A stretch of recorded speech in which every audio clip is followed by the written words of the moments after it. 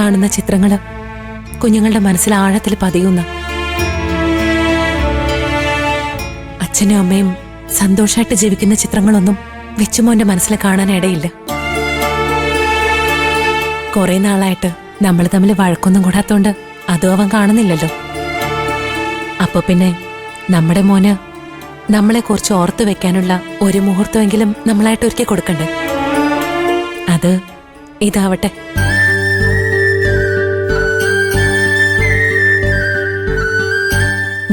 ഞാൻ വിഷമിപ്പിക്കാൻ വേണ്ടിയൊന്നും പറഞ്ഞതല്ല. വിഷമിക്കണ്ട. വേണമെങ്കിൽ കോടതി കൂടും മുമ്പ് മോനെ തിരിച്ചു കൊണ്ടുപോകാൻ അച്ഛനോട് വരാൻ പറയാം.